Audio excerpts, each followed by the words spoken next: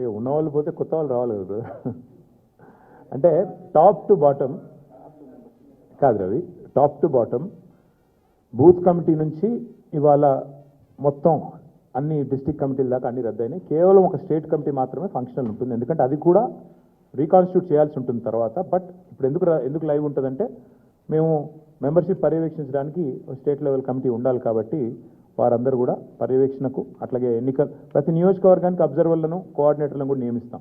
ఏది మెంబర్షిప్కి కమిటీలకి ప్రతి కాన్స్టిట్యున్సీకి కూడా మరి స్పెషల్గా స్టేట్ పార్టీ నుంచే కోఆర్డినేటర్లను పంపిస్తాం కాబట్టి దానికోసం స్టేట్ కమిటీ ఒకటి లైవ్ ఉంటుంది. మిగతా అన్నీ కూడా రద్దయినాయి. ఆ తర్వాత ఇప్పుడు కొత్తగా ఏర్పాటు చేసుకునే మెంబర్షిప్ కార్యక్రమం, ఆ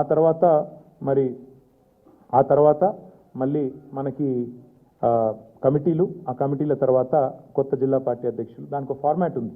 ప్రిసైడింగ్ ఆఫీసర్ నియామకం చేయాలి, ఎవరైనా పోటీ పడదలుచుకుంటే పోటీ పడవచ్చు, ఆ రకంగా ముందుకు పోవాలి. కాబట్టి ఆ ప్రక్రియ మొత్తం సాఫీగా కొనసాగడానికి స్టేట్ పార్టీ ఆధ్వర్యంలో ఇక్కడ పెద్దలు రావుల చంద్రశేఖర్ రెడ్డి గారు ఉన్నారు, పర్యాద కృష్ణమూర్తి గారు, ఎల్రమణ గారు, ఇంకా చాలామంది పెద్దలు ఉన్నారు. వారందరూ కూడా కూర్చొని కొంత వర్క్ చేసి దీన్ని ముందుకు తీసుకుపోవాలని చెప్పి పార్టీ అధ్యక్షులు ఆదేశించడం జరిగింది. ఎస్ఐఆర్ల విషయంలో మేము ఇప్పటికే అప్రమత్తం అయ్యాము. ఎందుకంటే బీహార్ ఎన్నికల సందర్భంగానే మా టీము, నా ఆధ్వర్యంలో మా గౌరవ పార్లమెంట్ సభ్యులందరం కలిసి మరి చీఫ్ ఎలక్షన్ కమిషనర్ని, ఇద్దరు ఎలక్షన్ కమిషనర్లను కూడా మేము కలవడం జరిగింది. మా విజ్ఞప్తి మేరకే ఎస్ఐఆర్లో కొన్ని మార్పులు చేర్పులు కూడా వారు చేశారు. బూత్ లెవెల్ ఏజెంట్స్ అపాయింట్మెంట్ కూడా నిజంగా చెప్పాలంటే ఇది బీఆర్ఎస్ ఆ రోజు ప్రతిపాదించిందే. ఇక్కడ ప్రతి గ్రామంలో ప్రతి పార్టీకి నాయకత్వం ఉంటుంది, బూత్ లెవెల్లో కూడా ఉంటుంది. కాబట్టి మీరు మాకు అవకాశం ఇవ్వండి, కొత్త చేర్పులు కానీ ఏమైనా డిలీషన్లు కానీ ఉంటే పారదర్శకంగా చేయండి అని చెప్పి మేము ఆ రోజు ఢిల్లీలో పోయి విజ్ఞప్తి చేశాం. దానికి అనుగుణంగా వారు స్పందించారు, అది మార్పు చేశారు. మేము కూడా బూత్ లెవెల్ ఏజెంట్ల నియామకం ఇప్పటికే దాదాపుగా మరి 90 నియోజకవర్గాల్లో పూర్తయింది.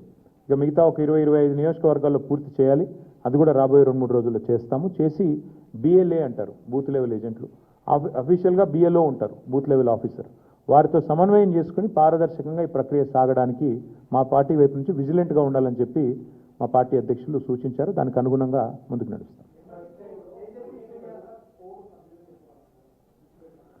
రాశి కంటే వాసి ముఖ్యమని నేను అన్నాను. అంటే ఏదో పేరుకి 1,00,000 దాటింది, 2 లక్షలు దాటింది అన్నట్టు కాకుండా చాలా క్వాలిటేటివ్గా పని చేయండి అని చెప్పి మా అధ్యక్షుల వారు సూచించారు.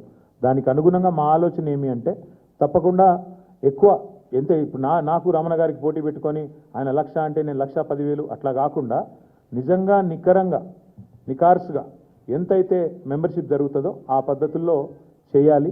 ఆ ఎంపిక చేసిన మెంబర్స్ ఎవరైతే ఉంటారో వాళ్ళనే మళ్ళీ కమిటీలో నియమించి క్రియాశీల సభ్యులకి కమిటీలో ఉండే అవకాశం ఉంటుంది. సో ఆ క్రియాశీల సభ్యులు కమిటీలో ఏర్పాటు చేసుకుంటూ టాప్ టు బాటం అంటే బూత్ లెవెల్ నుంచి స్టేట్ కమిటీ దాకా మళ్ళీ పునర్నిర్మాణం జరగాలి. ఆ డేట్స్ ఏంటి అనేది నేను మీకు తొందరలోనే చెప్తాను. ఎందుకంటే మళ్ళీ కేసీఆర్ గారు ఈ ప్రిపరేటరీ వర్క్ అంతా మేము చేయాలి, పేపర్ వర్క్, దానికి సంబంధించిన ప్రిసైడింగ్ ఆఫీసర్ల నియామకము, ఎన్నికల ప్రక్రియ, ఏ విండో ఉండాలి, బుక్స్ ప్రింటింగ్, ఇవన్నీ ఉంటాయి.